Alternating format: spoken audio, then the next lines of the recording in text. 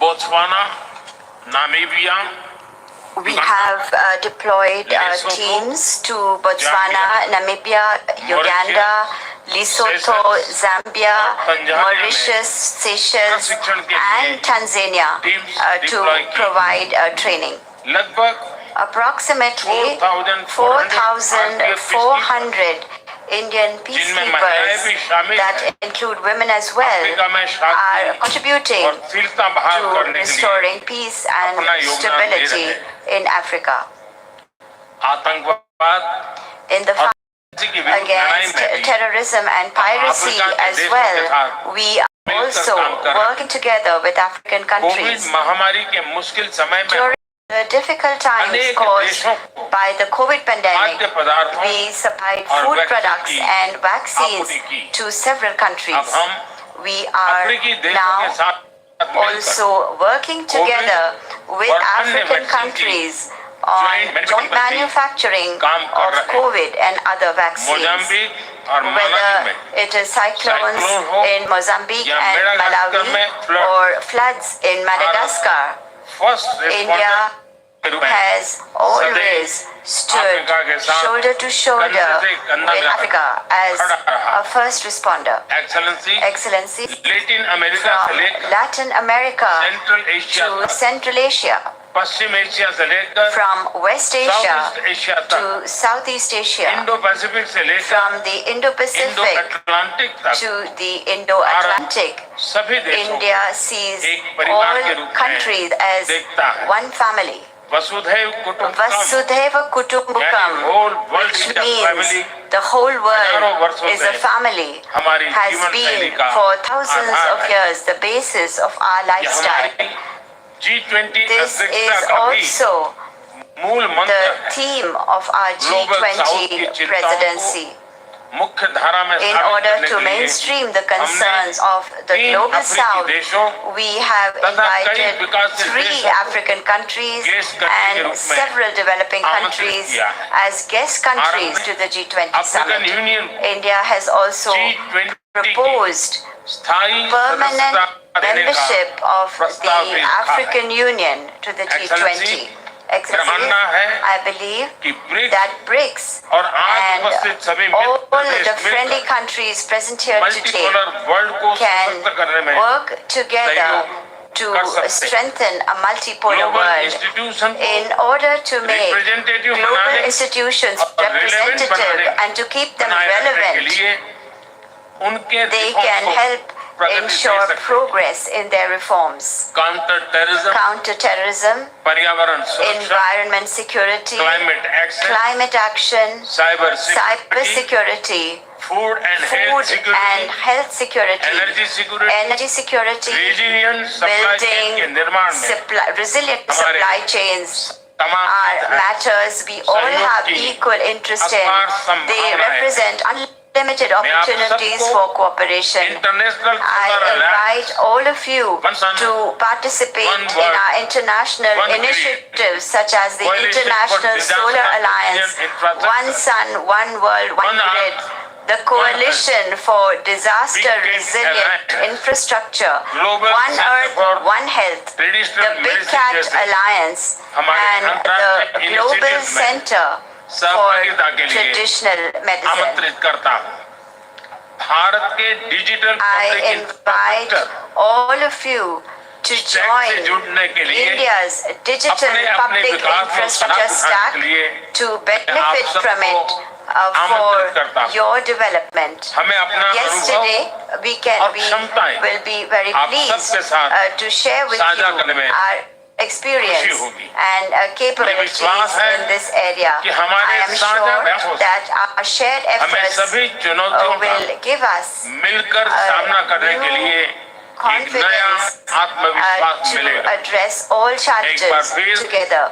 I once again express my gratitude to all of you and in particular to President Ramaphosa for this opportunity. Thank you.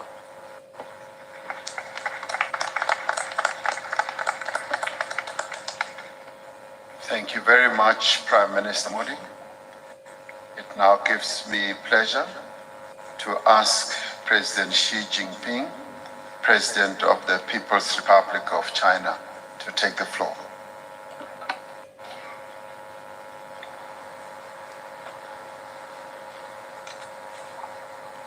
尊敬的拉玛普萨总统， Your Excellency President Ramaphosa, dear colleagues, 感谢拉玛普萨总统 Let me 组织 begin 这次对话 by 会， thanking President Ramaphosa 很 for 高兴 preparing the dialogues. 同各位 I 嘉 am 宾会 delighted 面， to join you 共 all 商 in this 全 discussion 球发展大 on global development.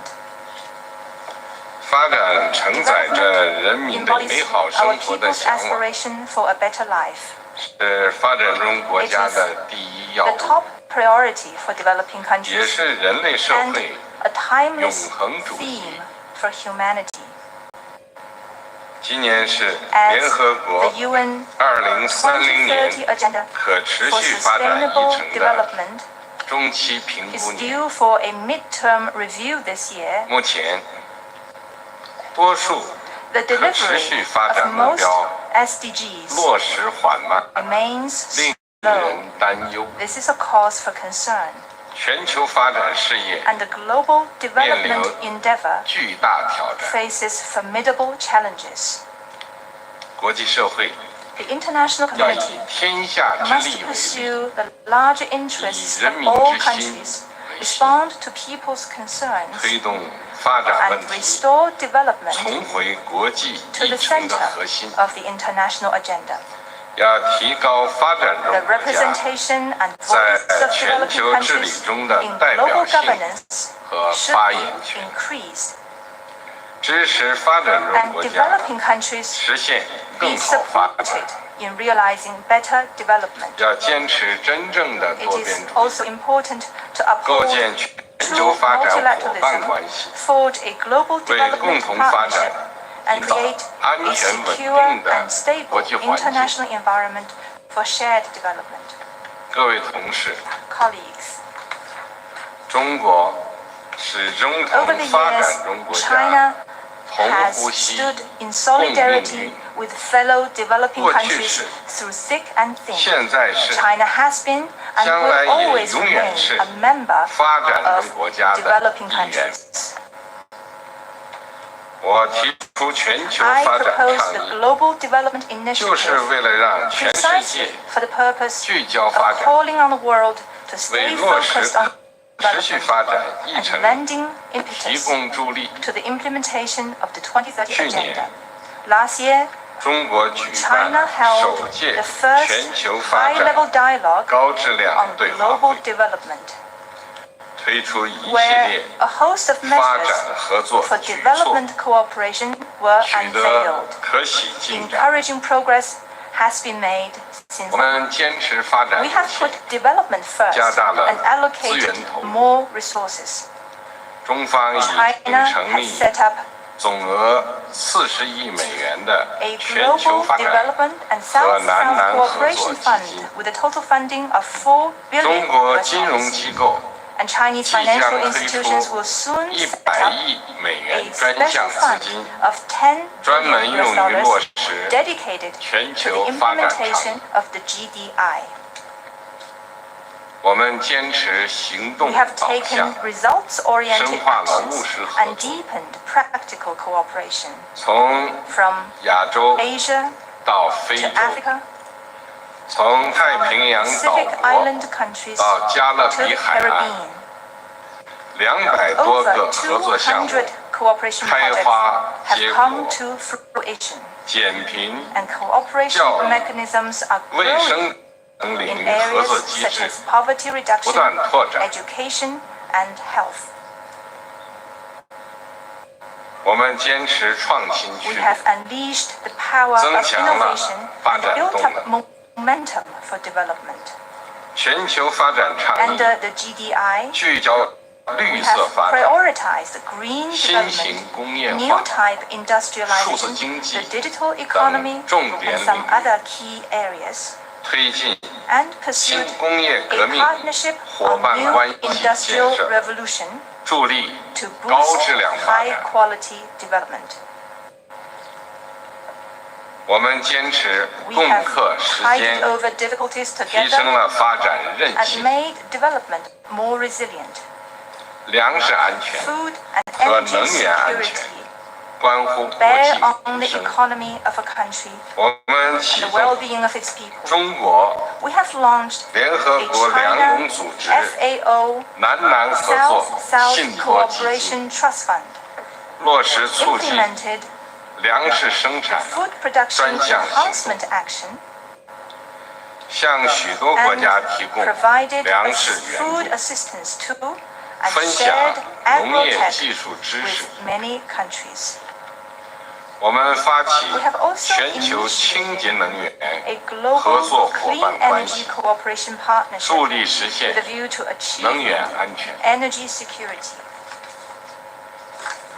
中国是非洲的可靠朋友 A。friend that Africa can count on. 过去10年， Over the past decade, 向非洲 China has 提 provided 供大 a 量 large 发展 amount of 援助， development assistance to Africa 参与 and 建 helped 设 build 6000 more 多 than 公里铁路、 6,000 kilometers 6000多公里公 over 路、 6,000 kilometers 80 of 多 highway 个大 and 型 80 电力 plus 设施。 large power facilities on the 下 continent. 阶段， Going forward, 中国将 China 同非洲 will 国 carry 家 out 开展 more 更多合 cooperation 作， with African countries. 支持非洲 Support Africa 增强 in 自 enhancing 主发 its 展 own 能力。 capacity for development.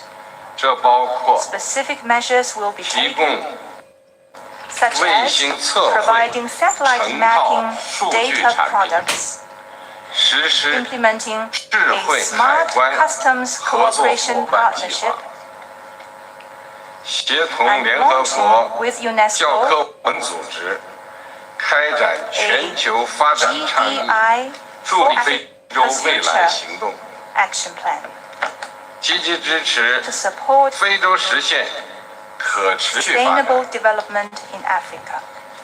各位同事， Colleagues, 激励之所举， China's 则 attitude 无往不胜 is 也。 victory is ensured when people 众 pull 志 their 之所为， success is secured when 无不成 people 也。 put their heads together. 让我们坚定信 Let 心， us stay committed 众志 and 成城， united, 携手构 build 建 a community 发 of 展 shared 共同体， development 不让任何一个国家 in the process 在世界现代化 global 进程中 modernization. 掉 No 队。 country is left 谢谢大家。 behind. Thank you.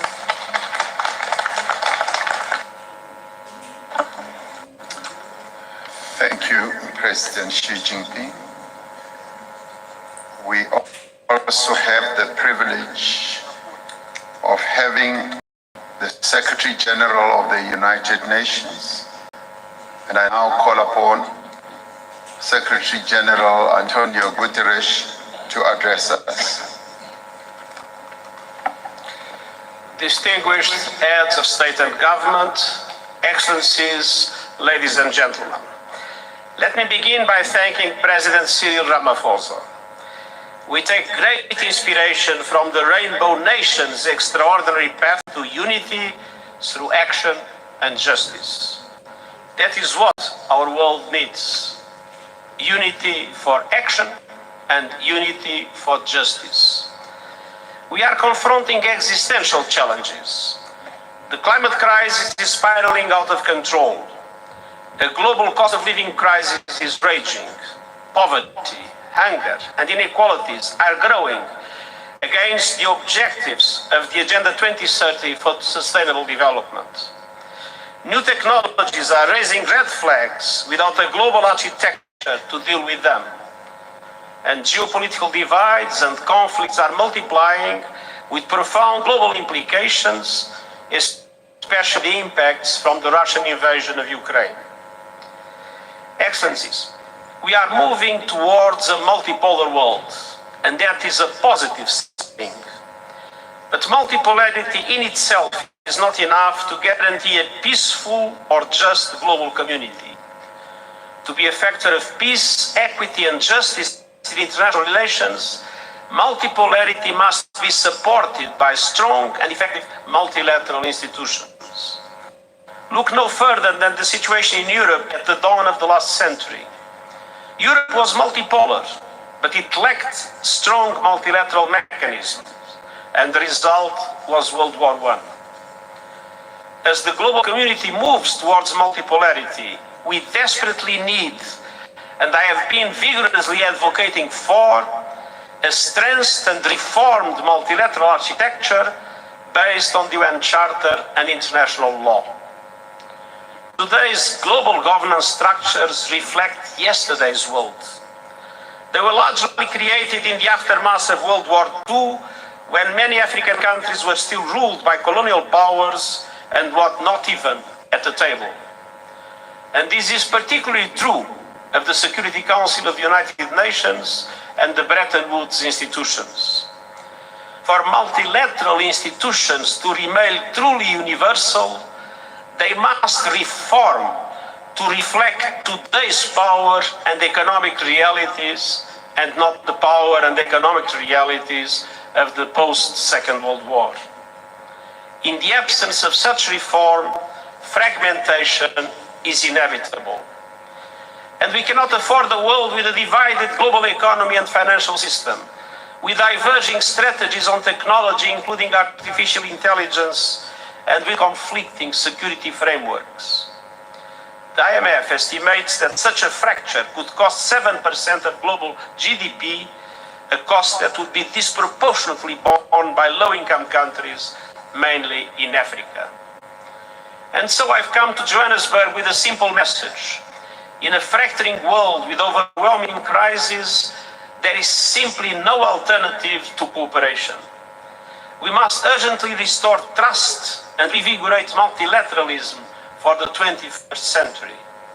And this requires the courage to compromise in the reforms that are necessary for the common good. And it requires full respect for the UN Charter, international law, universal values, and all human rights, social, cultural, economic, civil, and political. It requires much greater solidarity. Of course, none of this is easy, but it is essential. And it is essential especially for Africa. The African continent, a historic victim of slavery and colonialism, continues to confront grave injustices. On average, African countries pay 4 times more for borrowing than the United States, and 8 times more than the wealthiest European countries. And African countries account for just 4% of global greenhouse gas emissions, but it is an epicenter of climate chaos, suffering disproportionately impacts of climate change. And so looking ahead, I see 2 priorities for action and justice. First, on the economic front. Redesigning today's outdated, dysfunctional and unfair global financial architecture is essential, but I know it won't happen overnight. Yet we can and must take practical action now. The Sustainable Development Goals stimulus I have proposed, an effective debt workout mechanism, and other steps necessary to multiply the resources available for developing countries are vital for sustainable development in Africa and to give options to African governments to support the development of their peoples. We must also step up climate action and climate justice. I have put forward the Climate Solidarity Pact, in which developed countries provide financial and technical support to help emerging economies in Africa and beyond to promote an equitable and just transition to renewable energy. And I have presented an acceleration agenda to boost these efforts, with developed countries committing to reach net zero emissions as close as possible to 2040, and developing countries as close as possible to 2050. And developed countries must also finally keep their promises to developing countries by meeting the 100 billion goal, doubling adaptation finance, replenishing the Green Climate Fund, and operationalizing the Loss and Damage Fund this year. And as a matter of justice, Africa must be considered a priority in all these efforts.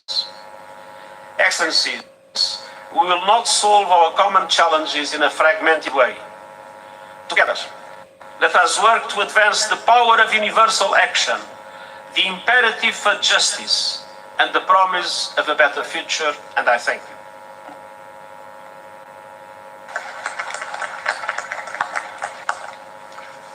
Thank you, Your Excellency, Secretary General of the United Nations. Your Excellencies, there are almost 65 of us. And this forum has been designed so that everyone should be able to make a statement. I will not be making any commentary in between to ensure that we do conserve time. I similarly would like to request that when we speak, we should remind ourselves of the time limit that we have put aside for each one of us to speak. So I do beg for your indulgence in that regard. My next speaker will be His Excellency Azali Osunami, President of the Union of Comoros, but also the Chair of the African Union, President Osunami. Merci beaucoup, Monsieur le Président et chers frères. Monsieur Antonio Guterres, Secrétaire général de l'Organisation des Nations Unies, representative of the United Nations, dear colleagues, and then head of the government, all protocol observed, I greet you in the name of God. It's an honor for me to take part in this gathering and then to bring the contribution of the African Union to this exchange, this forum. And I'm hoping that this is going to be very fruitful for the countries that we're representing here. So allow me, before I get into the subject, to extend our thanks, our gratitude to President Ramaphosa, to the South African government and the South African people for the warm welcome that was given to us on our arrival in this country. So we're also expressing our gratitude for all the measures that have been taken to facilitate our meetings and then make our stay here in South Africa more enjoyable. The land of Nelson Mandela, our biggest leader, a figure who's making the continent very proud. So, dear African Union that I have the honor to come and represent here this year, 2023, so it's giving a very important meaning to work with countries in BRICS. So it's considering that as a very most important opportunity for countries to explore together the areas of cooperation that would be beneficial to all of us. And then for that, to see how the bloc can also expand to other African countries, it's a process that will contribute to multiply benefits associated to this cooperation. So various capacity of BRICS in various sectors, it's a very important benefit that will foster the growth and the development of the African continent. So today, Africa is faced with many challenges, especially to the issue of food security, which is something we cannot accept because our continent, which possesses 70% of arable land in the world, is registering a deficit every year in the area of food security, ranging up to $200 billion. So BRICS with its multiform capacity can help the Africa to become independent in the area of food security by putting in place new technologies to improve the sector of agriculture. So Africa is also faced with the issue of industrialization because the continent has got enormous reserves of raw materials. material, but unfortunately they do not have a capacity to exploit and then transform these minerals on our African continent. So the collaboration between BRICS and Africa would allow to develop production unity and transformation unity in the area of a big program of industrialization that will favor the green transition. Finally, on the pharmaceutical sector, BRICS has got the capacity to develop a partnership with Africa in order to promote research in the pharmaceutical area, but as well encourage the increase of pharmaceutical products. The example of vaccines in South Africa, especially during COVID, that has demonstrated that African countries not only they've got the techniques and necessary technologies, but they also have a capacity to contribute to the world efforts to improve. So I'd like to take this opportunity to reiterate the availability of the African Union. It is a partnership between the BRICS and the African Union. It's a frank partnership that will last longer and win-win. So ladies and gentlemen, trade relations between Africa and the BRICS are multidimensional. So they are illustrated in many advantages that are linked in the South-South Summit. It's important to underline that the BRICS represent one of the major trade partners in our continent, and our economic weight constitutes it's something major that cannot be compared with something else in the world. African countries would wish in the area of this partnership and then funding that will be created by BRICS, such as the new development bank, which the objective is to fund development projects while underlining sustainability. At the moment where our continent is trying to go through some reforms in the world financial infrastructure, we are urging BRICS to play a role of a pressure group for those reforms and also reform, structural reforms. The world financial architecture are very important to respond to the needs that are not being taken account into the world architecture. With regard to debt, that is putting African countries in trouble. So the African Union is putting a working group in order to propose means so that to see out, to sort out this African debt. So that would be put in place by BRICS to benefit countries in our continent if those funds became operational.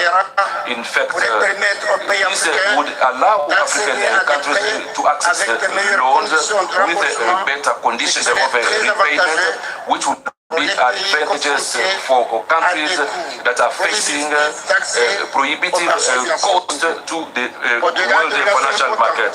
Beyond all this, so that is linking it to two parties. Our continent is the potential to offer to BRICS benefit of opportunities, especially in the area of geopolitics, economics, security, and the cultural sector. It's the case of the free trade area that are offering to the countries of BRICS a unique opportunity to reinvigorate their efforts to foster trade relations with emerging and developing countries. In this regard, the political commitment of Africa in favor of the free trade, the African trade area, as it was last year, the year 2020 has been the year of the acceleration of implementation. I'm inviting the BRICS to be more interested in this instrument, given that from the report from the CIA, the investment activities and trade of the BRICS, they are going to offer important opportunities for the major agricultural sector that is not being exploited in Africa. furthermore, the access of Africa in the G20 that will offer also an opportunity to Africa, a central platform to amplify its position on a world economic issues for a more inclusive multilateralism. It will also constitute an opportunity for the continent to work with BRICS in favor of the advent of a world economic governance that is more fair and just. All the actions that we are undertaking in the favor of BRICS and the development cannot last without peace and stability in the world. So I would also like to draw our attention on the agency so that we can stick together means to try and put an end to conflict in Africa, in particular for all extremism, the change of unconstitutional changes that is compromising the peace and stability and the prosperity of our continent. So we also need to continue to encourage Russia and Ukraine to put an end to war that is opposing them, given that the consequences of this war is not only affecting Europe, but is also affecting the world in general. So ladies and gentlemen, opportunities are given to us today to put together our effort to continue to make this world more just and prosperous by working together in the synergy to build new partnership, frank and balanced, based on complementarity and not on a form of dependence. And only with that we can constitute a very important force in the world scene, so that we can deal with the challenges that our countries are facing, and then to reach peace, stability, and economic growth. Thank you.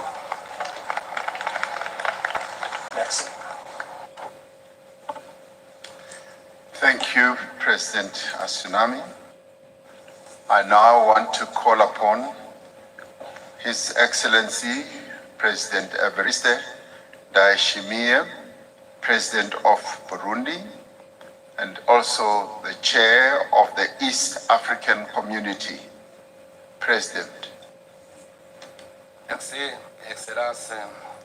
Thank you, Your Excellence, Mr. Cyril Ramaphosa, President of South Africa, dear brother, Excellence, Head of State and Government, member and friend of BRICS, Your Excellency, Antonio Guterres, Secretary General of United Nations, Excellencies, ladies and gentlemen, and participants, all protocol observed. Je rends grâce à Dieu sa miséricorde. I render grace, I say grace to God who has all gathered us in this space in Johannesburg. Allow me to express my deepest gratitude to the government and to the South African people for having invited my government with the impulsion of Africa at the center of exchange, as well have for the warm welcome to my mem and my delegation. Excellence, ladies and gentlemen, this summit comes at a particular moment. The world is experiencing economic crisis, geopolitical and security as well. This summit offers soutenu par leurs nombreux amis, de réfléchir à une réponse collective face aux défis contemporains, en réaffirmant le principe de respect et de compréhension mutuelle, d'égalité, de solidarité, d'ouverture et d'inclusion. Contrairement à ce que certains peuvent penser, moi je considère que la coalition des BRICS est une voie d'accélérer les projets concrets et communs et d'élargir le cercle d'amis à des membres. Cette coalition vient pour créer l'ordre dans la diversité afin de faire face aux défis mondiaux de ce moment. Le Burundi souscrit aux principales conclusions et recommandations issues des réunions informelles sectorielles visant la promotion de la coopération subside, le renforcement des partenariats mutuellement bénéfiques avec l'Afrique dans un monde bipolaire et dans le cadre de la zone de libre-échange africaine. L'approfondissement du multilatéralisme progressiste, la stimulation des réformes de la gouvernance et des institutions mondiales. Excellence, mesdames et messieurs. Le Burundi a la ferme conviction que son indépendance ne peut être effective sans une réelle indépendance économique. C'est pourquoi, sur base des opportunités que le Burundi offre, nous nous sommes fixés une nouvelle vision. Faire du Burundi un pays émergent à l'horizon 2040 et un pays développé à l'horizon 2060. Cette vision repose sur l'engagement de l'État burundais à développer et à diversifier l'économie nationale et à stimuler la production afin d'augmenter considérablement les exportations. Pour y parvenir, le Burundi veut nouer et renforcer des partenariats fructueux et mutuellement bénéfiques avec les membres et amis du BRICS pour améliorer nos performances. Dans le secteur minier, le sous-sol burundais reste inexploité. C'est pourtant l'un des secteurs prometteurs sur lequel le Burundi mise pour réaliser une percée économique. La technologie et l'industrie manufacturière restent les grands défis de mon pays malgré une main-d'œuvre abondante. Je réitère ma disponibilité du gouvernement du Burundi à coopérer pleinement avec les partenaires sérieux qui souhaitent appuyer les efforts du développement et investir au Burundi. Pour accélérer le développement socio-économique du Burundi, nous espérons une fructueuse collaboration avec la nouvelle banque de développement afin d'accroître la production d'énergie, le développement des infrastructures, l'économie numérique, la gestion et l'exploitation des ressources naturelles. Excellence, mesdames et messieurs. Je suis venu participer à ce sommet des BRICS parce que je crois fermement qu'il constitue un tournant dans la marche du monde, un nouveau chapitre dans l'histoire de l'économie mondiale, dans la mesure où il ouvrira de nouvelles opportunités bâties de nouveaux paradigmes. Il y a beaucoup à dire dans de telles circonstances, mais permettez-moi d'en mentionner à cette heure où des changements significatifs se produisent dans le monde. Mon pays est du côté de ceux qui appellent à des réformes de la gouvernance mondiale, en particulier dans les institutions décisionnaires telles que le Conseil de sécurité des Nations Unies. Nous espérons que la voix des membres et amis du BRICS sera enfin entendue. Excellences, mesdames et messieurs, en conclusion, mon pays réaffirme son engagement à jouer son rôle dans la construction d'un ordre mondial fondé sur la primauté du droit, un monde pacifique, équitable et prospère. Nous renouvelons également nos vifs remerciements à tous les États membres des BRICS pour l'aimable invitation à participer à ce sommet dont les conclusions sans aucun doute bénéfique pour les BRICS et l'Afrique et le monde. Je vous remercie de votre attention.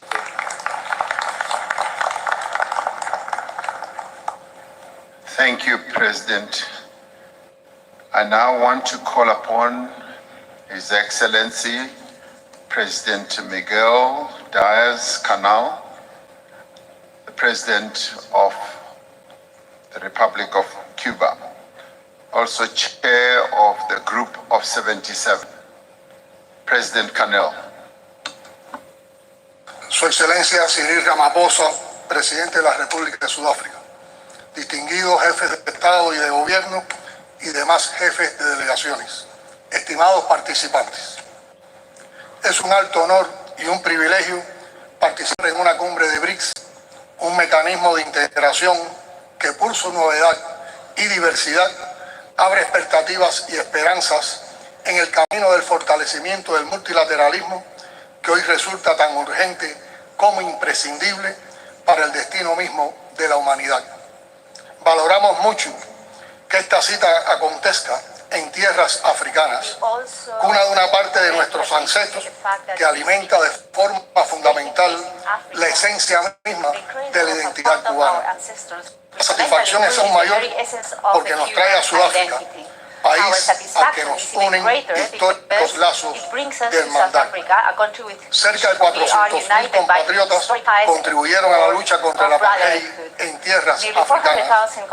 2.289 de nuestros combatientes internacionalistas cubanos cayeron heroicamente, escribiendo con su sacrificio una de las más hermosas victorias de la solidaridad entre los pueblos.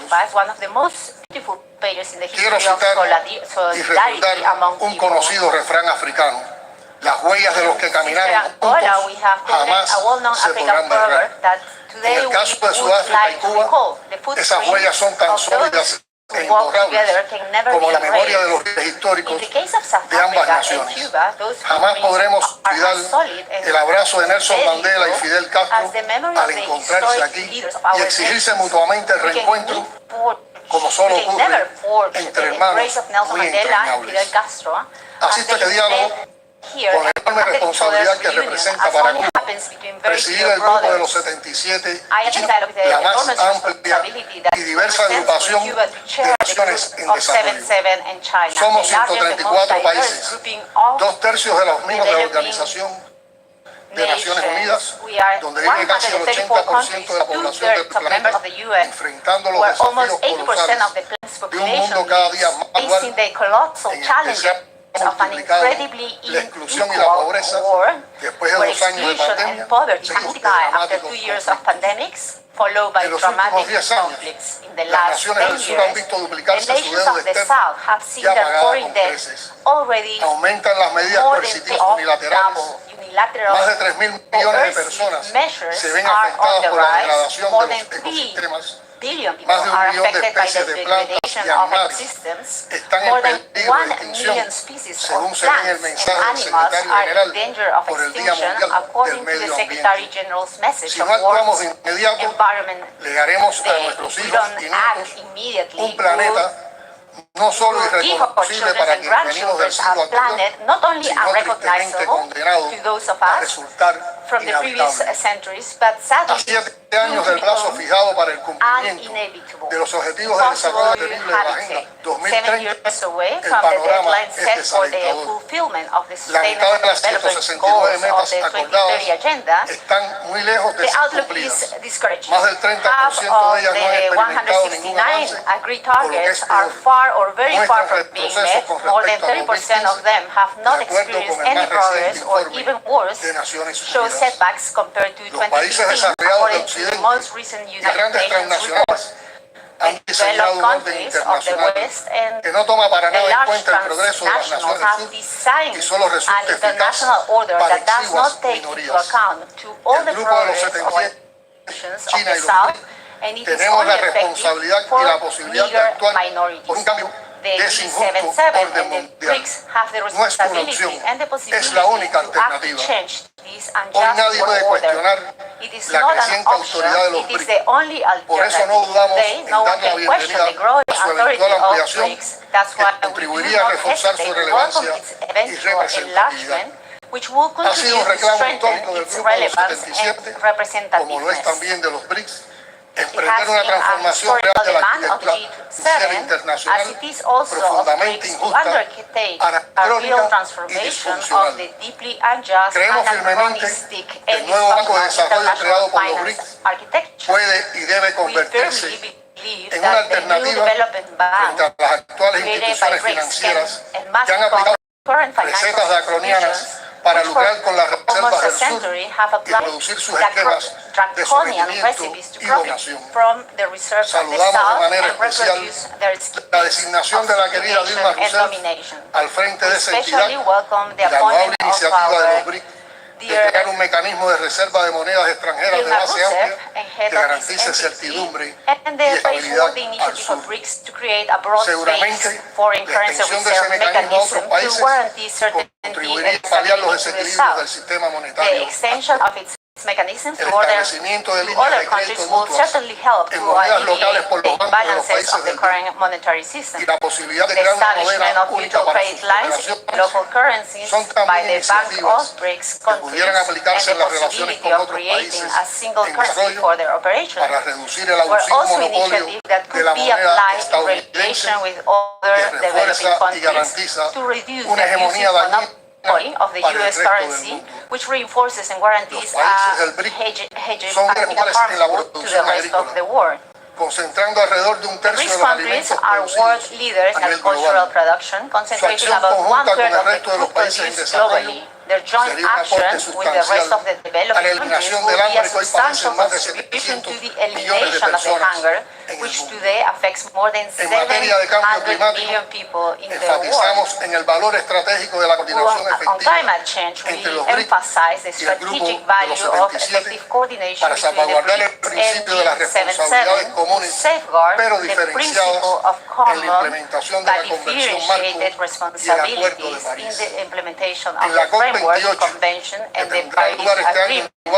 At COP28, which will take place this year in Dubai for the first time, a G77 leader summit will be held, convened by Cuba to strengthen strategic coordination. Scientific and technical development is today monopolized by a club of countries that monopolize most of the patents, technologies, research centers, and promote the trend of talent from our countries. The G77 and BRICS must and can do more to change that situation. In that spirit, Cuba has convened a summit of heads of state and government of the Group of 77 in China on science, technology, and innovation as a premise for development to be held on September 15th in Havana. We also use to move toward to a more just and sustainable future. The time for collective action is not tomorrow, it is now. We firmly believe in the power of unity and diversity, and that it is time to act together in the face of historical grievances that because they have not been addressed in time, have multiplied the problems facing our nations today. And since we are in the rainbow of nations, which has overcome the hatred of the past, in its rich diversity of cultures, languages, and religions, let us assume all the precepts of the wise African humanist philosophy of Ubuntu, ethics of caring for others, which in the face of selfishness and individualism promote a form of life of solidarity, fraternity, and respect in which no one is left behind. The G77 and the BRICS have the opportunity to generate a historic transformation for the sake of the future generations. Let's do so. Thank you very much. Thank you, President Canal. I now have the honor to call upon His Excellency Ismail Omar Guelleh, the President of the Republic of Djibouti and Chair of the Intergovernmental Authority on Development, IGAD.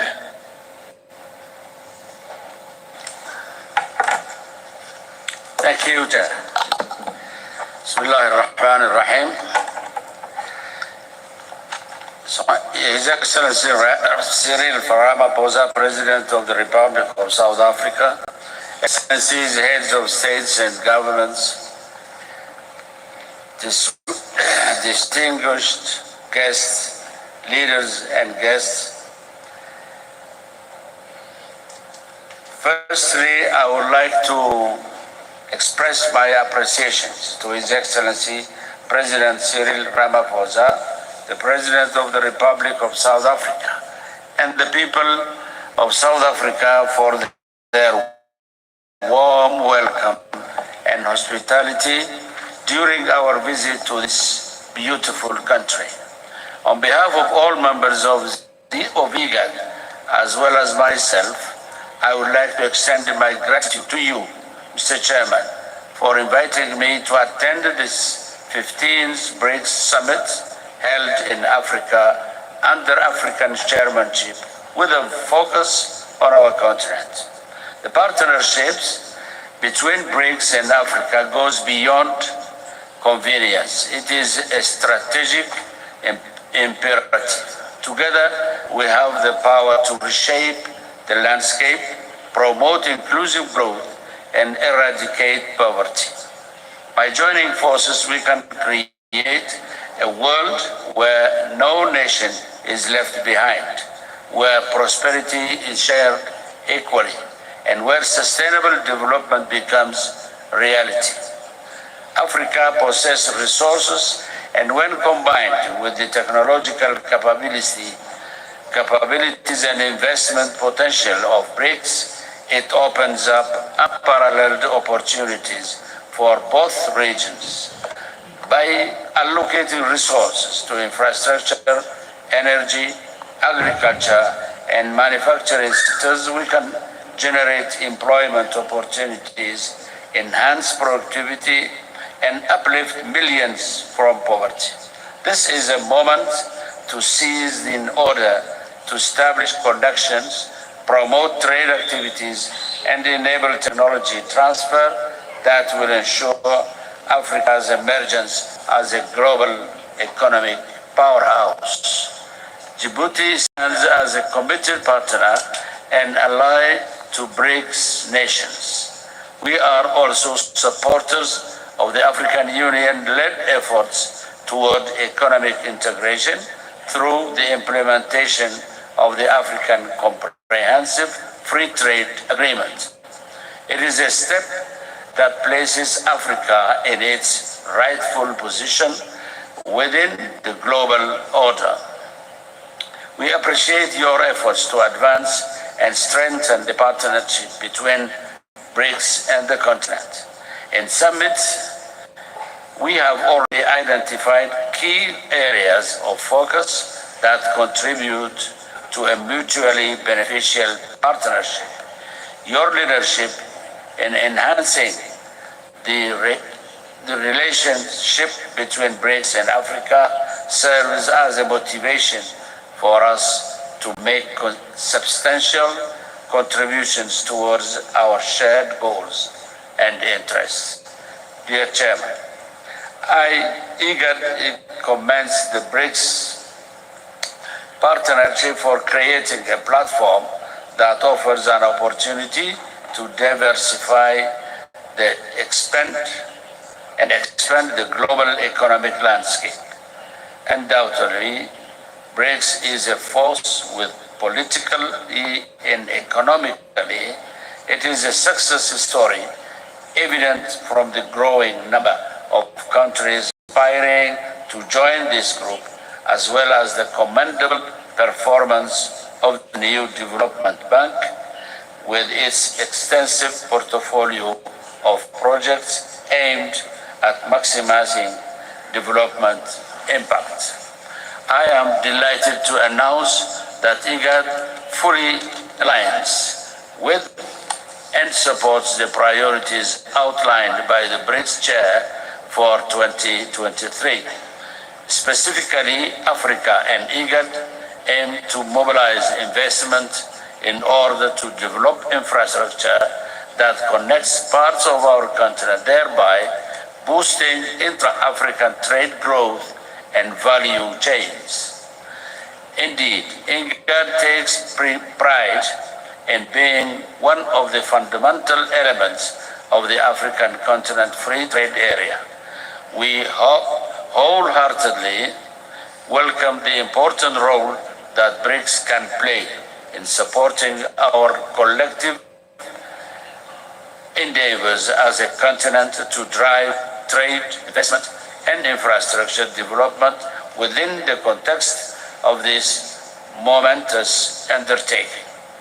As we all know, it is widely understood that economic plans and agendas often falter without sustained commitment and financial backing. Therefore, we warmly embrace the opportunity to further explore and expand upon some of the ideas and decisions that were discussed during meetings of BRICS Africa Outreach BRICS Plus Dialogue in 2013 and 2018.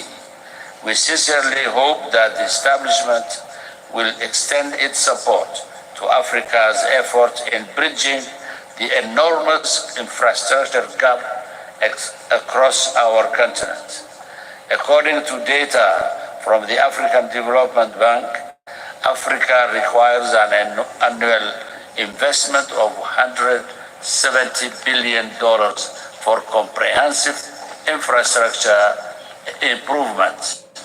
The combination of external shocks that have disrupted progress in many countries, along with high borrowing costs and increasing debt service obligations, has made it challenging for our economies to attract new financial resources. Africa, with its resources, youthful population, and untapped potential, has become a symbol of hope and opportunity. It is a continent that has faced challenges but continues to rise with resilience and determination. Today, Africa finds itself at a turning point where it can unleash its potential and make substantial contributions to the global economy. Mr. Chairman, distinguished guests, at the core of the IGAD mandate is the obligation to strengthen multilateralism. Additionally, one of our principles is enhancing women's participation in peace process.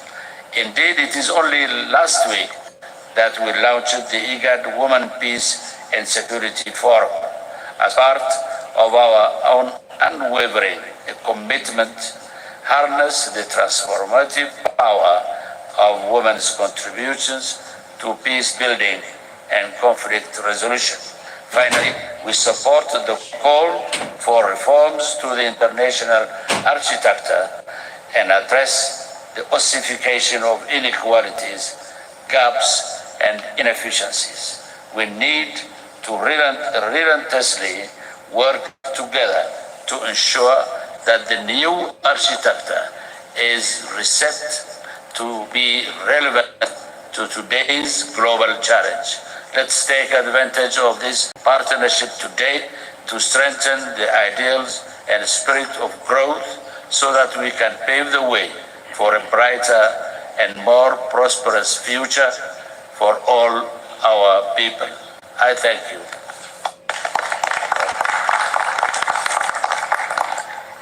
Thank you, President. I now take this opportunity to ask His Excellency President Joko Widodo, President of the Republic of Indonesia, Chair of the Association of Southeast Asian Nations, ASEAN, to take the floor.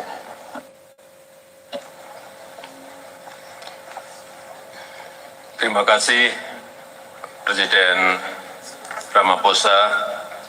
Yang mulia, dunia saat ini seakan bergerak tanpa nahkoda, seakan bergerak tanpa kompas yang jelas. Perang dan konflik telah menyebabkan tragedi kemanusiaan. Krisis pangan telah mengakibatkan puluhan juta orang jatuh miskin. Belum lagi ancaman perubahan iklim yang mengintai umat manusia.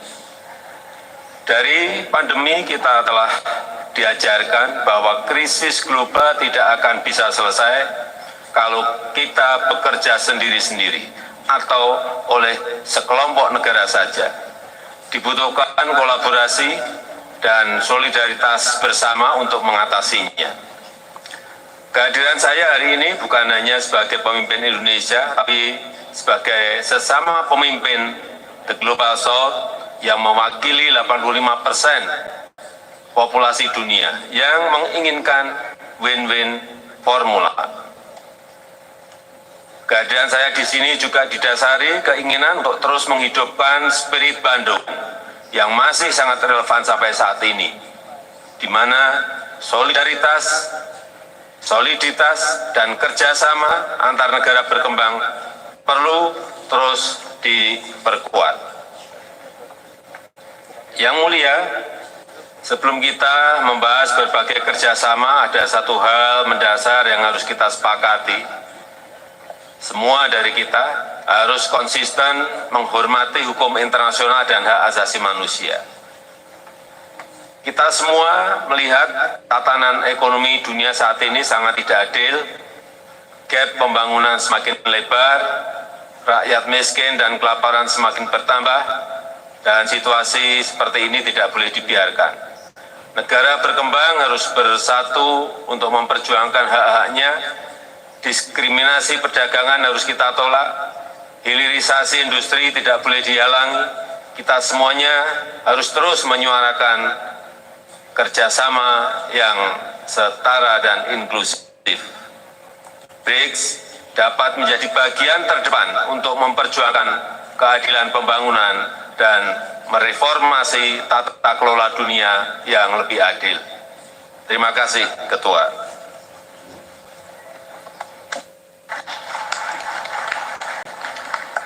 Thank you, President Widodo. I now call upon Mr. Kasim Jomart Tokayev, President of the Republic of Kazakhstan and the Chair of the Shanghai Cooperation Organization, SCO. Mr. President Cyril Ramaphosa, dear heads of delegations, thank you, Mr. President, for your invitation to this BRICS Plus dialogue. Today's summit can significantly bolster the role of the BRICS and will help tackle a range of urgent global challenges through open dialogue and mutual understanding. This summit takes place against a backdrop of mounting tensions in the international arena marked by extensive political pressure, confrontation, and widespread use of sanctions. Therefore, as the current chairman of the Shanghai Cooperation Organization, I wish to share our vision on the prospects and converging interests of cross-regional collaboration. The SCO's increasing role is widely acknowledged today. It unites rapidly developing economies with enormous human resources, natural assets, and technological potential. Taking this opportunity, I would like to extend my sincere congratulations to Prime Minister Modi of India on the historic landing of the Indian spacecraft near the moon's South Pole. Kazakhstan, as one of founding members of the organization, is determined to leverage its chairmanship to transform the SCO into a more effective organization able to meet the challenges we face. For more than 2 decades, the Shanghai Cooperation Organization has accumulated valuable experience in advancing multilateralism and cooperation at the regional level.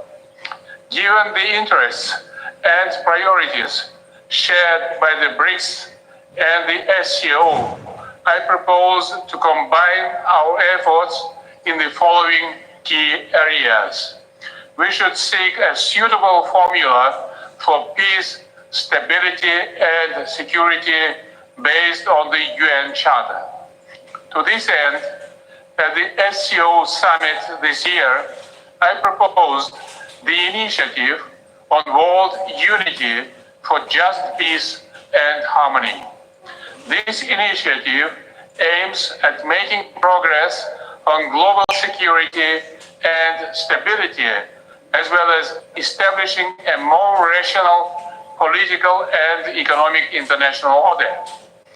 The BRICS and BRICS Plus partners could cooperate in advancing this initiative for the common good. Next, we should unite the SCO, BRICS, and BRICS Plus countries' record in the critical digital domain, e-commerce, cybersecurity, and the increased information exchange. Kazakhstan will host the Shanghai Organization's Digital Forum next year, and I'm pleased to invite the BRICS Plus partners to take an active part in this important event.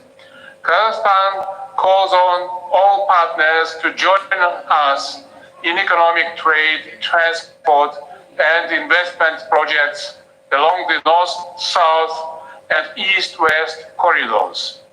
The Trans-Caspian International Transport Route, which complements crucial Belt and Road Initiative, offers valuable trade cooperation prospects. This synergy will boost inter-regional trade and unlock the full transit and transportation potential of our respective regions. We all admit that climate change has far-reaching negative effects on the global scale. Over the past few years, the global South and Central Asia have seen an acceleration of severe droughts and other natural disasters. In this context, Kazakhstan has proposed to declare 2024 as the Year of Ecology in the SCO and spearhead efforts in addressing this pressing issue. The SCO Action Plan for Year of Ecology is a timely initiative that I hope will resonate with the BRICS family.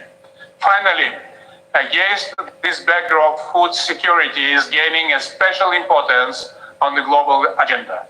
Today, 3 of the world's 4 major food producers are BRICS members, and the BRICS countries' total agricultural GDP accounts for more than half of the global total. There is a need to enforce adequate measures to reduce food imbalances in our countries. We must depoliticize the global supply of food and fertilizers and exclude them from any sanctions and restrictions.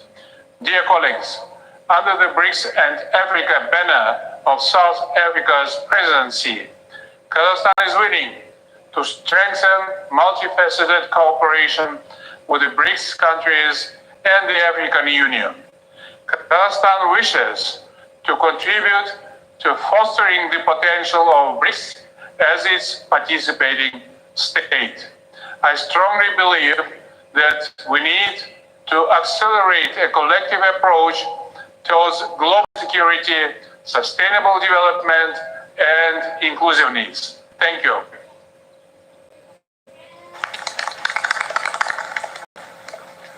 Thank you, President Tokayev.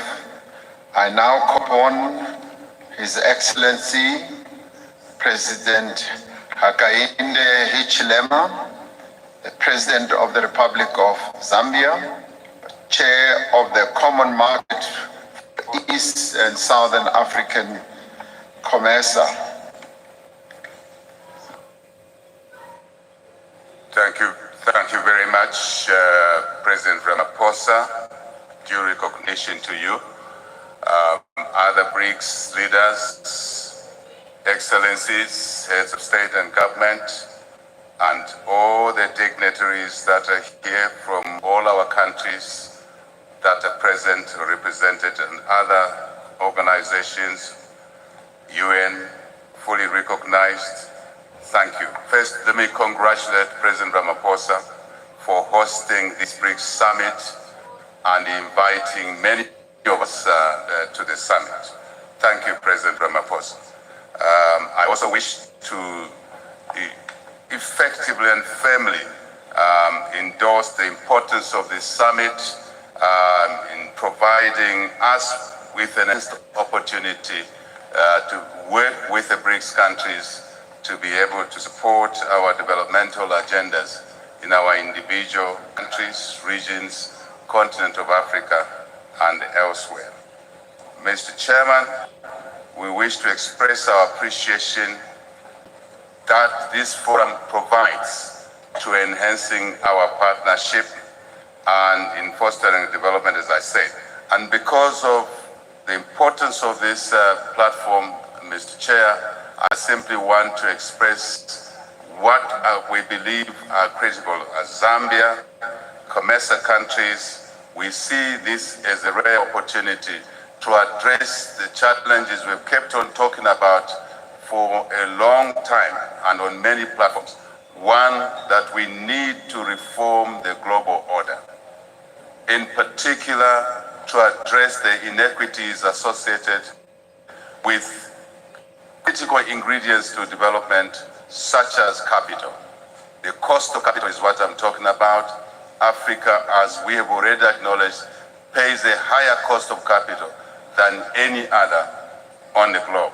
Certainly, the BRICS platform could and should be used to work through, to expedite the reform processes around this issue, which is inhibiting development, which our young populations much need to create opportunities for education, health, business, work, as it were, and other life-improving activities. Secondly, Mr. Chairman, to address access to technology.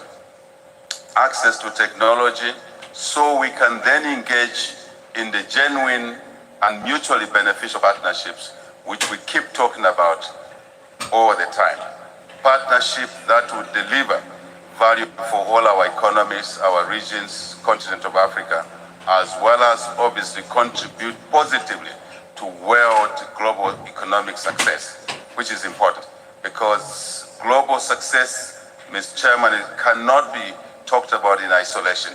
You can't call a global success to be there or delivered when a lot of countries are left behind, yet richly endowed with resources. So when we look at these opportunities, we look at the total resource envelopes that we all bring to the table. Capital at a fair price, technology, of course at a fair price, but also the resource endowments such as critical minerals that are important to the industry of the future, EV industry, for example. So one of the things, Mr. Chairman, that we would like as Zambia, as COMESA, Africa, to endorse firmly is that as the BRICS nations look to enhance relationships with us in Africa and elsewhere, Asia, elsewhere, South America, the global South, if I may say, we need to consciously agree that relationships must be structured in a manner that allows enhancement of domestic economic growth of those that are associated with the BRICS, and also using BRICS, Mr. Chairman, as an opportunity to correct the relationships that were structured wrongly with the old order. That old order, which we are now talking about reforming, we now have an opportunity under the BRICS platform to enter in those relationships in a reformed manner. That, for example, ensures that when we exploit resources, we must invest in value addition in the host countries where those resources are located. It benefits the investors, collective basket of investors. It creates opportunities for our young African population, and invariably, Mr. Chairman, delivers an opportunity to stabilize Africa, political, civil stability, which is important. I want to conclude, in the interest of time, Mr. Chairman, to reiterate the fact that we now have an opportunity, once again, the globe has an opportunity once again with the BRICS platform to work together to realize the enormous opportunities within BRICS, Africa, Asia, South America, Global South, let's call it that, that would deliver mutual benefits for all our individual countries and, of course, the continent. No question about that. Mr. Chairman, all of this should happen in the environment of peace, security, and stability, once more, in our individual countries, regions, Africa, continents, elsewhere, and the global community. Thank you very much. Thank you, President. I now call upon Mr. Musa El-Koni, representing the Arab Maghreb Union. Please take the floor.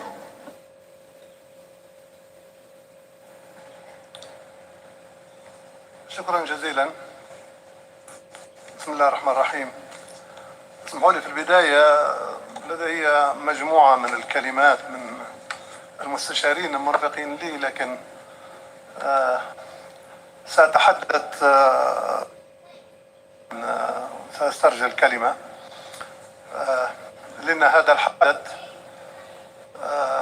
هو هام وتنتظره شعوبنا منذ فترة طويلة، كما أشار السيد رئيس إندونيسيا بأن مناطقنا أو عالمنا كان يفتقد إلى القادة، وهذه المجموعة الخمس والتي تمثل القادة الجدد لدولنا عليه. هذه تعتبر منطلق هام جدا ممكن البناء عليه وتخرجنا من الأزمات التي تعانيها دولنا. فتجربة الدول الخمس هامة جدا لأنها أيضا نهضت من الأزمات التي كنا نحن نعيشها، فكانت أزمة كبيرة تعاني منها جنوب أفريقيا، والصين أيضا فرضت نفسها كأهم اقتصادات العالم بعد عدة إجراءات ونضال كبير خاضته في لرفع معيشة المواطن الصيني. لذا نحن نريد من الدول الخمس أن يساعدوا هذا العالم الشبيه لعالمهم الذي كانوا فيه، بمعنى بالخبرة، بالإدارة، بالإمكانيات. نعم، أفريقيا غنية وهي الأفقر. إذ في أفريقيا يباع الكيلو الكاكاو بدولار، لكي تشتري قطعة من الشوكولاتة ب$15. بمعنى نحن محتاجين إلى الصناعات التحويلية. نحن ليبيا دولة غنية ومنتجة للبترول، ونبيع البترول بأسعار بخسة لنشتريه مصنع بأرقام فلكية أيضا.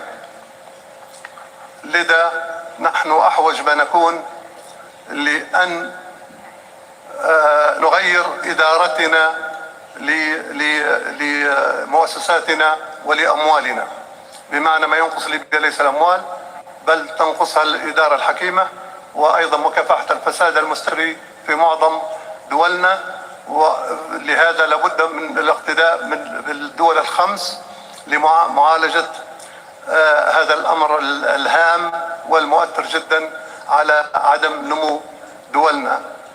إن شعوبنا الآن لا تنتظر منا أن نلقي الخطب أو ندغدغ العواطف بقدر ما تنتظر منا شيء ملموس تراه على الأرض. لذا هذا التجمع الكبير ولقاء اليوم مع مجموعة البريكس يعني إن نحن ندعم هذه المجموعة، بل يستعد الجميع للانضمام عليها، ولا يعني هذا بأي حال من الأحوال استعداء أي طرف كان أو أي طرف خارج هذه المجموعة أو محاولة خلق عداوات مع أطراف الآن قد تتهجم على هذه المجموعة أو ما تحاول القيام به من تنمية وقيادة حكيمة لشعوبها. نحن في ليبيا كما تعلمون صبر الشعب الليبي طويلا ثم انتفض، وكما ترون في دول الساحل أيضا الشعوب تنتفض يوميا، وهناك الكثير من الدول قد يحصل فيها ما حصل في ليبيا أو غيرها. عليه لابد من معالجة هذا الأمر الأساس، وهو توفير الوظائف. أقول توفير الوظائف، وهذا موجه للدول الأخرى التي يهاجر إليها أبنائنا. نحن لسنا سعداء بأن يموت أبنائنا في الصحاري وفي المناطق التي تشهد اقتتال ويتعرضون للخطر، أو يموتون في البحار أو يتشردون في شوارع أوروبا. نحن نريد منكم أن تساعدونا في إقامة الصناعات الصغرى والمتوسطة والاهتمام بالزراعة والصيد البحري وسواها. فنحن نريد أبناؤنا أن يبقوا في أوطاننا. نحن أيضا لا نريد أن يدفع أبناء شعوبنا وخاصة الشعب الإفريقي أو سواه من آسيا أو غيره وحتى أمريكا اللاتينية أن يتعرضوا للخطر أو يموتوا على حدود الدول الغنية. فيجب أن تكون هذه المجموعة أن تنضم إلى أو تتحدث إلى الدول الكبرى الأخرى بأنها أن تعمل معنا بخطط واضحة وجلية ومفيدة لشعوبنا. وأشكركم شكرا جزيلا.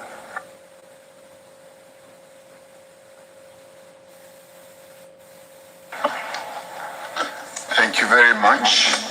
I now call upon His Royal Highness Prince Faisal bin Farhan bin Abdullah Al Saud to take the floor, representing the League of Arab States and President of the Organization of Islamic Cooperation. Thank you, Chair. بسم الله الرحمن الرحيم، والصلاة والسلام على خاتم الأنبياء والمرسلين، فخامة الرئيس سيريل رامافوزا، أصحاب الفخامة والمعالي، السلام عليكم ورحمة الله وبركاته. بداية أود أن أنقل لكم تحيات سيدي خادم الحرمين الشريفين وصاحب السمو الملكي ولي العهد رئيس مجلس الوزراء حفظهم الله، ونعبر عن تقدير المملكة للجهود المبذولة من قبل فخامة الرئيس سيريل رامافوزا لاستضافة وإنجاح هذه القمم، وعلى ما لقيناه من حسن الضيافة وحفاوة الاستقبال. تثمن المملكة الدور الذي تطلع به دول المجموعة في صحة الاقتصاد العالمي من منطلق ما تتمتع به من مقومات استراتيجية، ونتطلع في المملكة لأن نمهد القمم المشتركة لبحث سبل تعزيز التنسيق التشاور والعلاقات القائمة على الاحترام المتبادل، وكذلك استشراف فرص تعميق التعاون في كافة المجالات وخاصة الاقتصادية والمالية والاقتصادية. يأتي ذلك في إطار سعي مملكة الدؤوب للتأكيد على أهمية العمل الجماعي وتفعيل أطر التعاون المتعددة الأطراف لتجاوز التحديات المشتركة وتوفير ظروف الأمن والاستقرار الداعمة لمسارات التنمية والتقدم الاقتصادي. ويعد ذلك التوجه رافدا أساسيا لرؤية المملكة الطموحة 2030، وينعكس على حرصها لممارسة مسؤولياتها تجاه استدامة التعاون الدولي والمحافظة على صحة الاقتصاد العالمي من منطلق دورها الفاعل في المنظمات الإقليمية والدولية وانفتاحها نحو التعاون البناء مع الجميع. تمتلك المملكة الإمكانيات التي تجعل اقتصادها واعدا من حيث المساحة والكثافة السكانية والموقع الجغرافي الذي يربط بين 3 قارات، وما تتيح الممرات المائية المحاذية لها من دور في تيسير حركة التجارة العالمية، علاوة على ما تتمتع به من موارد طبيعية ممكنة لمشاريع الطاقة والتعدين والطاقة المتجددة والبنية التحتية. إن المملكة تمضي قدما بخطوات واثقة نحو تحقيق الأهداف العالمية والتنمية المستدامة وتعزيز رفاهية الشعوب بامتلاك أدوات فعالة ودور مسؤولا في تحقيق استقرار أسواق الطاقة والاستمرار في كونها مصدرا آمنا موثوقا لإمداد الطاقة من جميع المصادر مع تركيز استثماراتها على الطاقة المتجددة. كما وظفت المملكة قدراتها المالية وعضوياتها في المؤسسات المالية الدولية، وعملت على بناء صناديق سيادية تحوي استثمارات عالمية ذات كفاءة بما يسهم في زيادة تدفقات الاستثمارات ويعزز التبادل الاقتصادي مع الدول. تتمتع المملكة بصداقة قوية وعلاقات تجارية وشراكات استراتيجية مع كافة دول المجموعة، وتعتز المملكة بكونها أكبر شريك تجاري لمجموعة بريكس لمنطقة الشرق الأوسط، بإجمالي التجارة الثنائية مع دول المجموعة تجاوز 160 مليار دولار في عام 2022، الأمر الذي يعكس علاقة متينة مع المجموعة. ونتطلع إلى تطوير هذا التعاون بما يخلق فرص تنموية واقتصادية جديدة ترتقي بعلاقاتنا نحو الطموح المأمول. إن العلاقة الاستراتيجية المتميزة بين المملكة ودول مجموعة بريكس تعززها عطور المبادئ المشتركة، ومن أبرزها الإيمان الراسخ بمبدأ احترام سيادة الدول واستقلالها وعدم التدخل في شؤونها، والتمسك بمبادئ القانون الدولي وتسوية النزاعات بالطرق السلمية، والحرص على صون السلم والأمن الدولي، واتخاذ أفضل الأطر الدبلوماسية متعددة الأطراف من أجل تحقيق التعاون الأمثل والتنمية المشتركة الفعالة.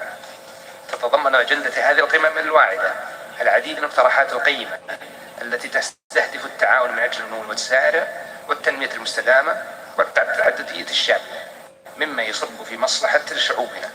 لذا تؤكد المملكة على ضرورة مواجهة التحديات التي تعيق تحقيق التنمية المستدامة وتعطل التعاون الدولي من خلال تضافر العمل الجماعي الفعال والشراكات البناءة لمعالجة التحديات المشتركة مثل الفقر والأمن الغذائي وأمن الطاقة والتغيير المناخي وغيرها، مع الأخذ باعتبار أن الدول النامية تتأثر أكثر من غيرها عندما يتراجع التعاون الدولي ويتصاعد التنافس ويقل الاستقرار. ختاما، نتطلع أن تمهد هذه القمم لشراكة أكثر فاعلية وتنوعا بين دولنا، وأن تسهم جهودنا في توسيع مجالات التعاون بما يعظم مصالحنا المشتركة ويعزز السلم والتعاون الدولي. والسلام عليكم ورحمة الله وبركاته.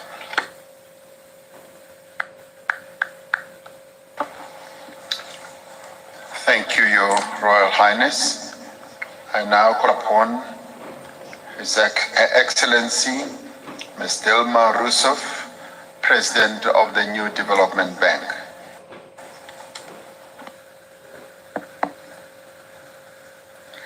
Senhoras e senhores, gostaria de expressar a minha sincera gratidão ao excelentíssimo senhor Cyril Ramaphosa, presidente da África do Sul, anfitrião da cúpula dos BRICS, pelo convite. Quero saudar o excelentíssimo senhor Luiz Inácio Lula da Silva, presidente da República Federativa do Brasil. O excelentíssimo senhor Sergei Lavrov, ministro de Estado das Relações Exteriores da Federação Russa, em nome de quem cumprimento o senhor Vladimir Putin, presidente da Federação Russa. O excelentíssimo senhor Narendra Modi, primeiro-ministro da República da Índia, e o senhor Xi Jinping, presidente da República Popular da China. Cumprimento os novos integrantes do Banco NDB, a primeira-ministra da República Popular de Bangladesh, Sua Excelência Sheikha Hasina, o presidente dos Emirados Árabes Unidos, Sua Excelência Bin Zayed Al Nahyan, o primeiro-ministro da República Árabe do Egito, Sua Excelência Mustafa Madbouli. Cumprimento também todos os novos integrantes dos países BRICS, a Argentina, a República Árabe do Egito, a Etiópia, a República Islâmica do Irã, a Arábia Saudita e os Emirados Árabes Unidos. Ao saudar Sua Excelência, o senhor Antônio Guterres, secretário-geral da ONU, cumprimento os dignatários e líderes de organizações internacionais, ilustres participantes, funcionários governamentais dos países presentes, representantes de países africanos, acadêmicos, parceiros de desenvolvimento e membros da imprensa e dos meios de comunicação. Senhoras e senhores, os BRICS e o Banco NDB faz parte da minha história. Quando era presidenta do Brasil, tive a felicidade de sediar a cúpula de Fortaleza em 2014, ocasião em que os líderes dos BRICS deram vida ao NDB, ou o Banco dos BRICS. Agora, Como presidenta do NDB, tenho a oportunidade de levar adiante a visão que animou os países fundadores e materializá-la em ações concretas em prol dos BRICS e dos países do Sul Global. E quero falar hoje sobre a estratégica importância para o Sul Global do desenvolvimento do continente africano, que foi ferido ao longo da história pelo colonialismo, pela desenfreada exploração e até pela mais vergonhosa escravidão. A África é de onde viemos e este século XXI é o resgate definitivo deste continente. Por isso, é um grande prazer, como presidente do NDB, me dirigir ao BRICS Africa Outreach and BRICS Plus Dialogue. O mundo passa por um momento muito difícil. Vivemos uma crise de múltiplas dimensões. A combinação de grave crise climática, aumento brutal da desigualdade, baixo crescimento, protecionismo, conflito das cadeias globais de valor, conflitos geopolíticos e sanções desenfreadas. Tudo isso levando ao protecionismo e à fragmentação geopolítica. A insegurança e a instabilidade passaram a ser a regra e não a exceção, criando enormes dificuldades, mas também criando um momento de grande oportunidade para o desenvolvimento do Sul Global, se soubermos enfrentar os desafios. Nesse contexto, os BRICS se tornam ainda mais relevantes, uma oportunidade de modificar esse panorama. Os BRICS, os países BRICS, fazem a diferença, representam mais de 46% agora da população mundial e cerca de 35% do PIB. Em termos de paridade de poder de compra, estima-se que as economias do BRICS sejam coletivamente maiores do que a economia agregada dos países do G7.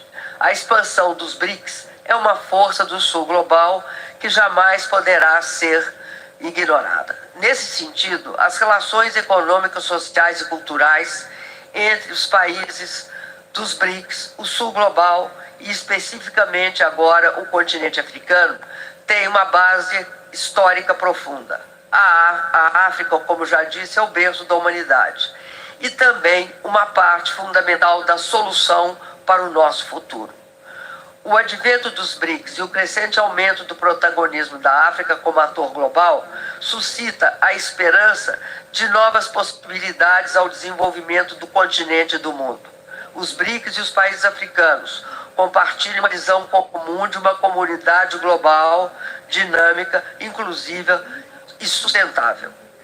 A legítima busca dos países africanos por agregar valor às suas riquezas vai gerar a necessária prosperidade.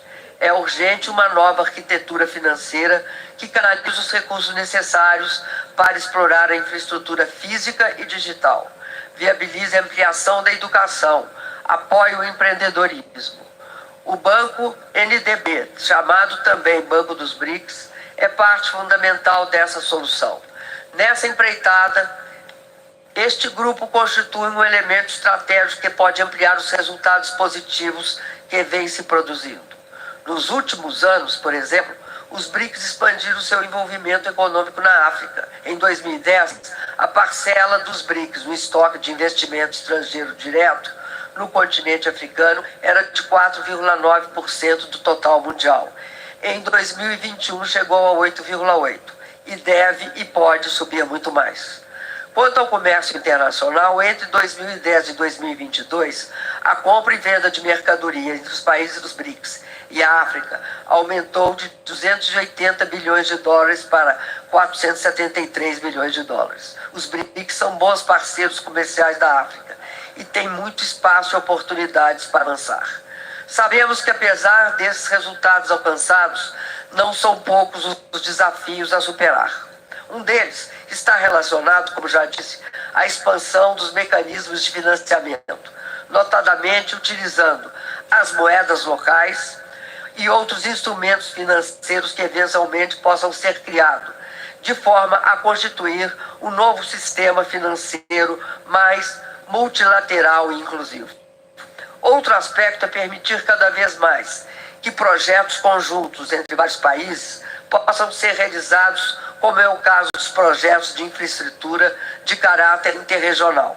Aqui, no continente africano, por exemplo, temos o maior potencial hidrelétrico não aproveitado do planeta.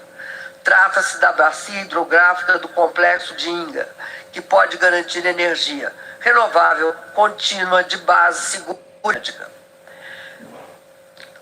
Este aproveitamento é 3 vezes o aproveitamento de Itaipu no Brasil e 2 vezes o de Três Gargantas na China, que são os 2 maiores do mundo até agora. Inga é capaz de servir de lastro energético a todo um continente, porque é 2 vezes, como eu disse, Três Gargantas e 3 vezes Itaipu. Vale destacar ainda que o Sul Global precisa buscar agregar valor às suas riquezas e ao seu manancial de sustentabilidade. E, nesse sentido, é hora também de buscarmos uma reindustrialização com novas características. Torna-se evidente a necessidade de estabelecer, portanto, um novo modelo de financiamento que promova esses projetos renováveis, eficientes e que tenham conexão com o desenvolvimento das pessoas e também dos países. Isso permitirá acelerar o rumo da integração regional, além de aprofundar as parcerias do Sul Global.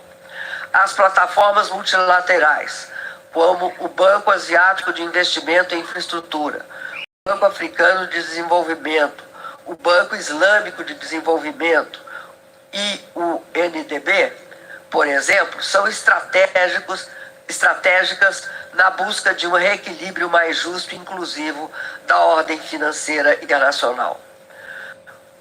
O MDB é o primeiro banco de desenvolvimento criado por e para economias emergentes.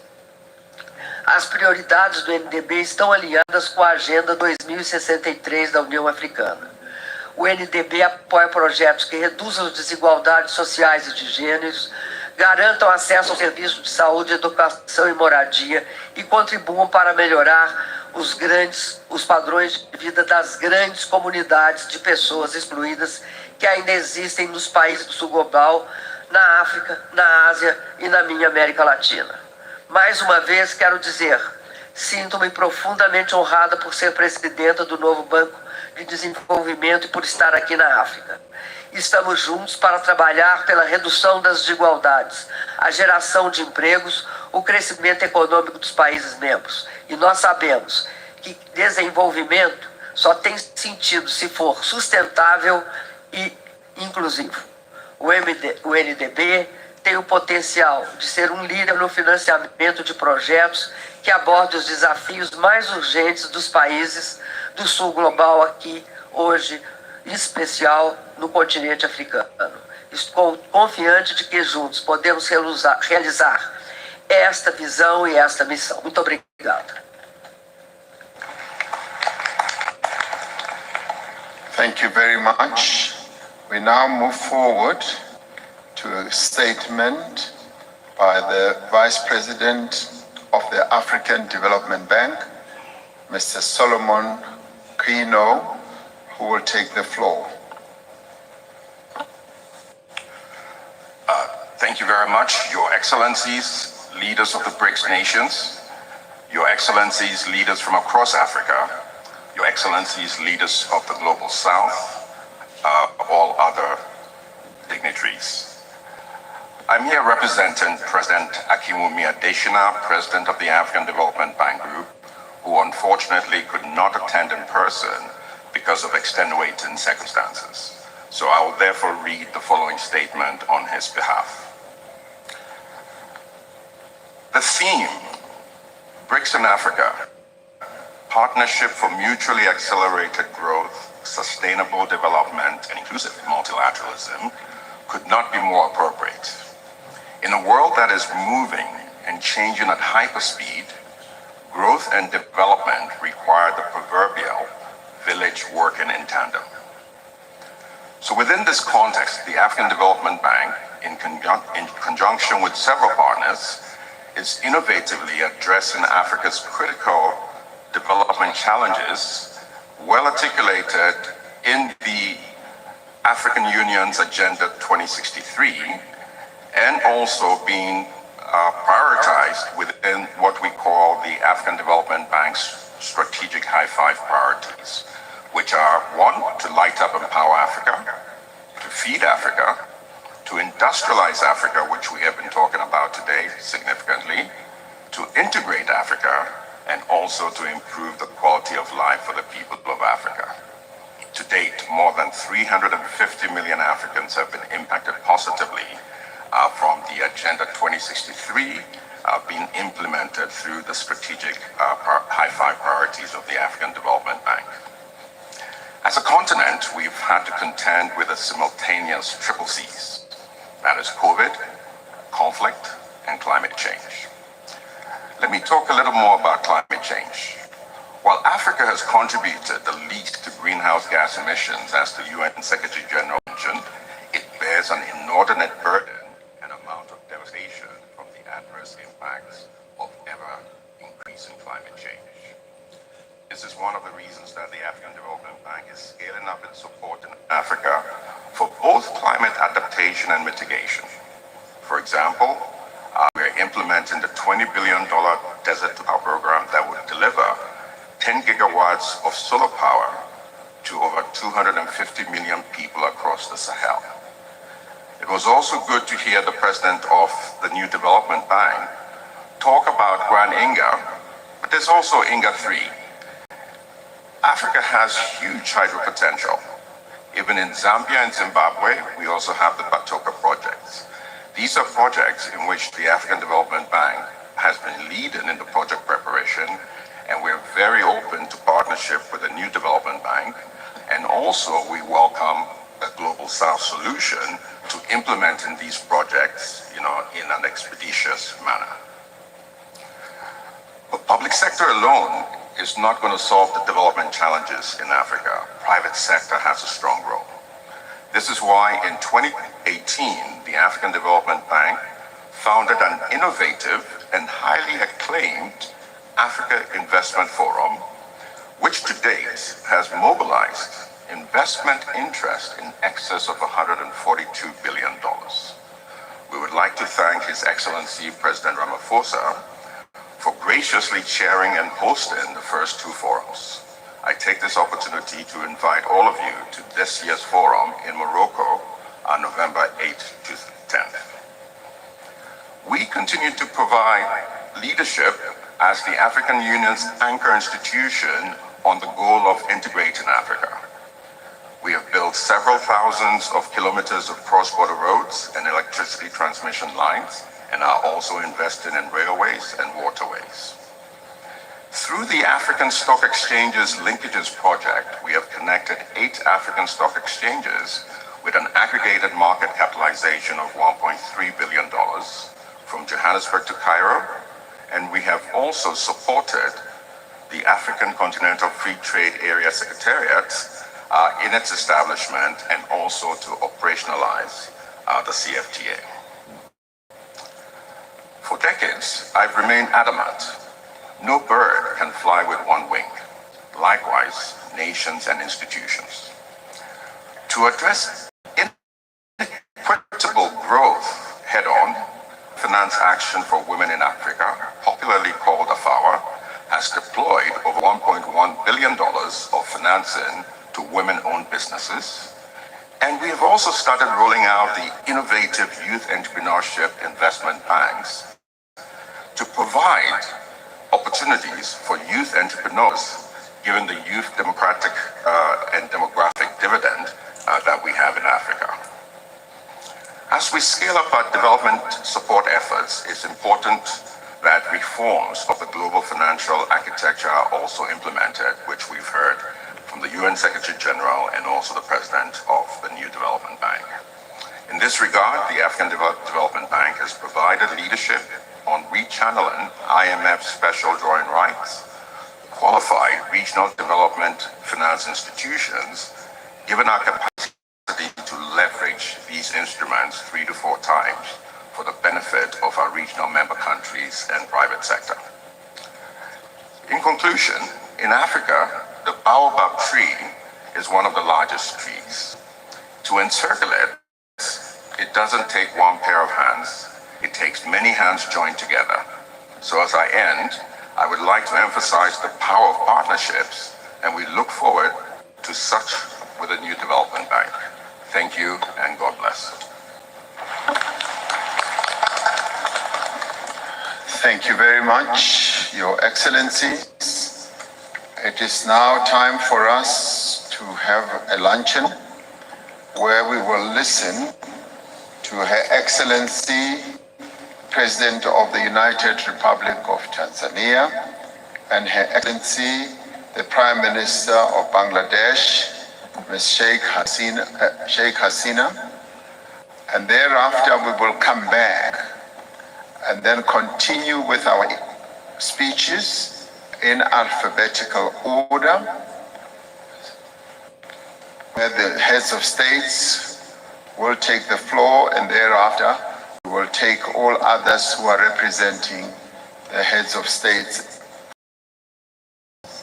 Let us now take time to go and have lunch, as we will be directed by protocol officers across this side. Thank you very much, and we will do that in 1 hour, and we will be back again. Thank you.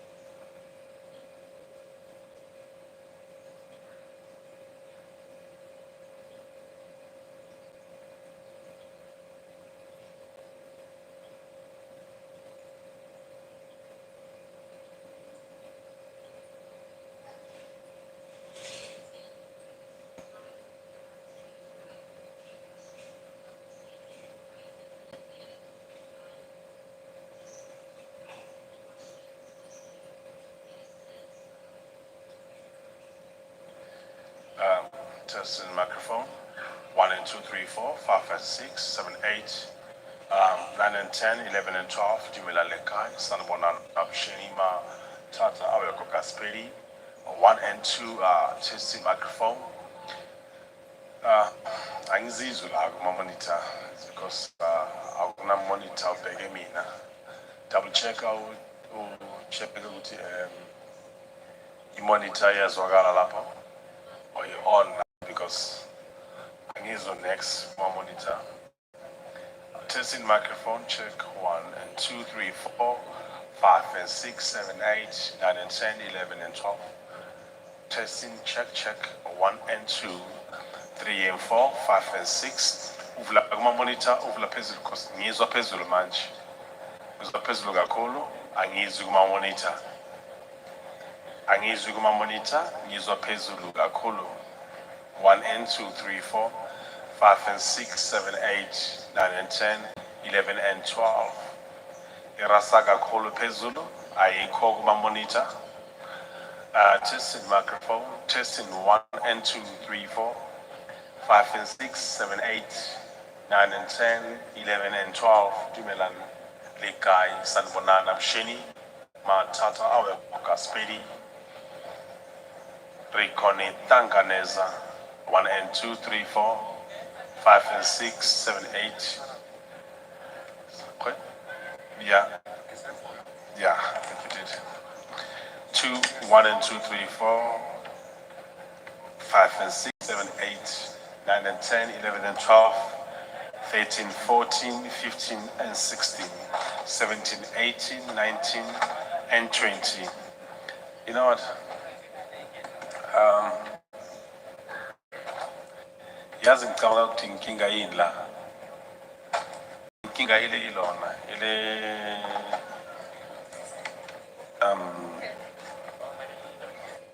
give me 2 seconds, let me think.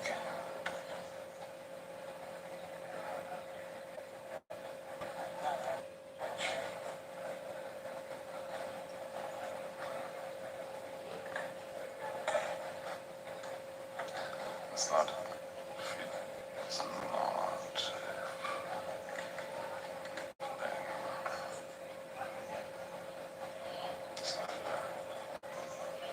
Yeah?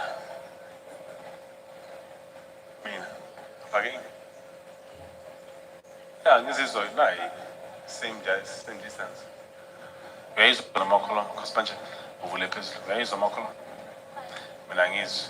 Athami ngithi vula uvulele phezulu. Mara ngiya-understand ukuthi yini into akhala ngayo. Nami ngiyayizwa. Asiyizi. Ile 150 milliseconds sifakile. Sifuna umetshana lema-screen. Yambayizisa. Ithi ngitshele ulona sikhiphe. Flip. Fethu. Ngiyakhuluma la. Wena awuyizwi because awukhuluma. Mawuyikhuluma uyakhuluma and uyazizwa. Into ubhayiseleyo. Ile 100 milliseconds sifakile. No. It's not. Sinjani lapho yazwakala lapho. On the hotline. Okay. Yeah.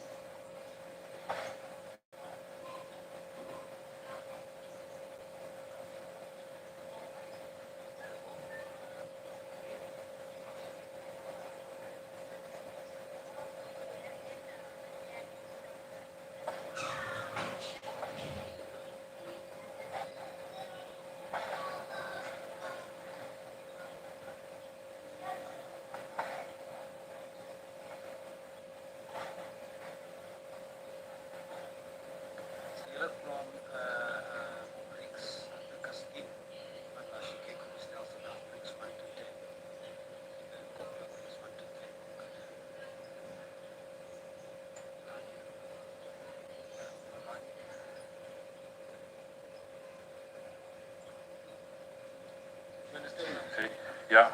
Maybe Ready, when Cash? this mic was on, volume was on this mic. What?